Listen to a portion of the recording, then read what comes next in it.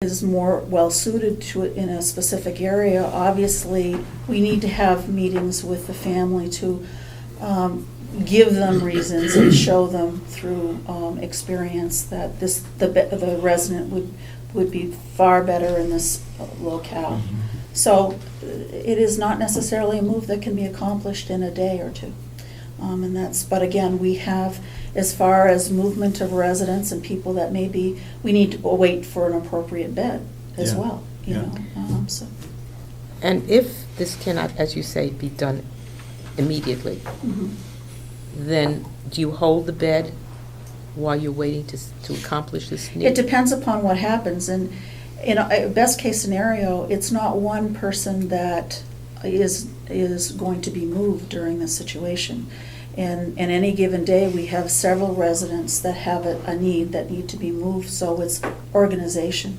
And it's working with families, it's talking with caregivers, so it's not Cut and as, dry. yeah, it's not as easy as one would.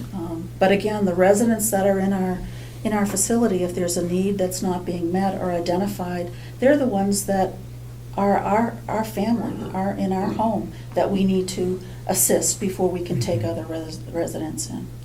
Because when we take that resident in, we would like to put them in the best place possible, but sometimes as residents age in place, it may not be appropriate.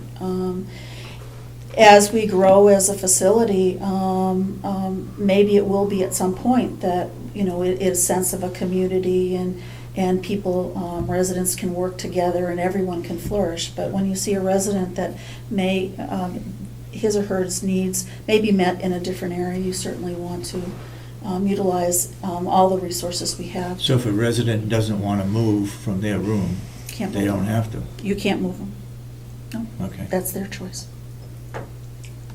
Okay, you got anything else? I know you got non-public, that's but, it. Yes, Damon? I'm just going to see if we could get more elaboration on this pro-share money. Does it just simply sort of reimburse for the Medicaid, or can it be used for other purposes? Did you get so much that it could be sort of spread out for other purposes, or is it just strictly a reimbursement for Medicaid residents? It comes to, it goes into the Medicaid line item, but we don't, it goes into the county. I mean, I don't know, once it goes into our. Goes into the nursing home Yeah, budget. Yeah. And any of that revenue, I don't, you know, I don't see or touch. Oh, okay. But this revenue was far larger than we expected. We don't expect anything. It wasn't far larger, well, it was because I didn't expect any. Anything. So, but you can't count on In the this money. past, though, we've got Yeah. around 300,000. Yeah, so this is about what we received last year. Okay. But again, it's always nice to see some money come in. I mean, do we have a sense of what we would do with that? I wouldn't say it's extra 300,000, but is there a sense of, It doesn't get used, it goes in as revenue. right, like would it reduce taxes? Would it be needed to buy infrastructure? Would it be needed to do any particular thing? I can't spend that money. Okay. No, you can't spend that money. No. Okay. That shows up as a revenue in our budget at the end of the year, Okay, but we can't spend it. right? Well, So if you can't spend it. it covers the Medicaid Right. portions of the people who are in the nursing home. That's what I'm saying. Does it strictly do the reimbursement? Does it just make up for not getting enough revenue through Yes. Medicaid, or does it exceed the amount of just a strict reimbursement? No, it doesn't It doesn't exceed it. exceed it. Okay. It doesn't exceed it. Thank you. Yeah, sorry. Okay.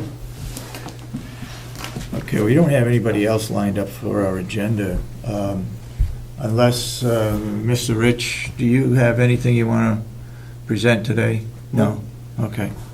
Then we would move into public comment again before we move into non-public. So we're now into public comment again. Mr. Brown? Once again, I think it's a bit of a stretch to call it discrimination if we come up with a county list and for the taxpayers. I mean, this is technically a taxpayer's nursing home. The taxpayers are funding this. The taxpayers are not obligated to fund a county nursing home.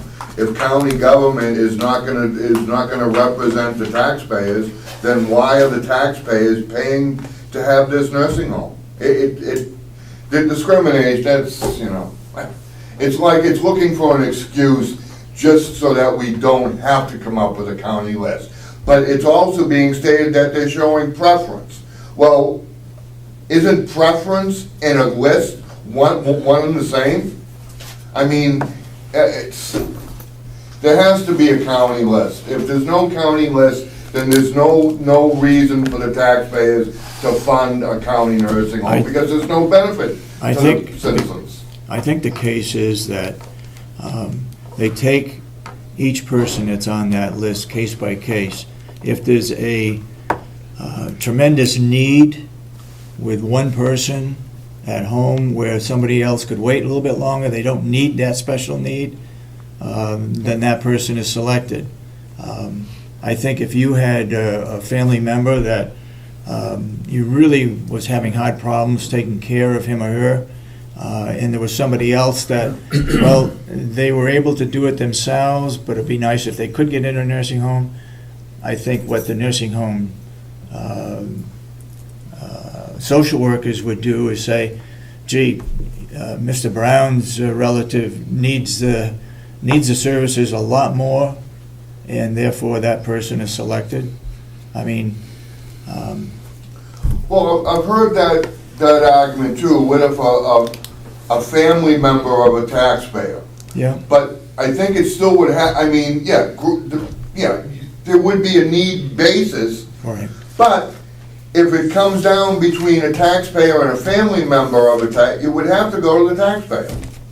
Only if that person had fit the accommodations that were available.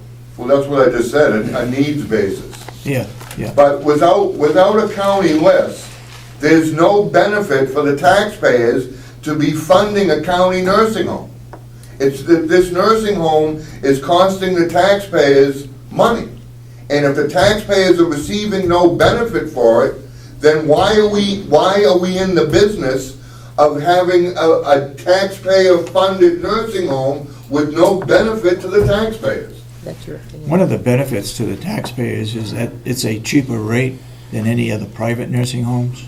But if they can't get into it, if someone from Oklahoma But if we has just as much preference to someone in Carroll County, then so in other words, what people from Carroll County can go to the Oklahoma County nursing home? I mean, it doesn't make sense. And we pay, and the taxpayers would pay that too. If Right, they're, but this doesn't, but that's what I'm saying, it doesn't make sense. if they're residents of Carroll County and they want to go into a private nursing home, we have to pay a certain percentage of that. Taxpayers have to pay a certain percentage of that individual that's a county resident going into a private nursing home. Okay? There's just no benefit to the citizens of the county without a county list. Well, I tend to disagree with you, but that's, And it's I certainly guess we not can agree to discrimination. disagree. Any further comments? Yes, I Mr. wanted Rose. to offer to Sandy to discuss your special event transportation. Oh, I'd love to, and we would like to involve Susan Leclerc. She's the Director of Activities in that as well. So when's convenient? She's right now at jury duty, but when she comes back, I will, Give me a call. I'll give you a call. Wonderful, Okay. yes. Anybody else for public comment? Seeing none, then we will we'll adjourn our regular meeting and go into non-public with the nursing home, and the reason being Security. security. Okay. I'll make that motion, Oh, sorry. Seconded. second it, and the roll call will be Commissioner Sullivan, Aye. Commissioner Sorensen, and I. So voted.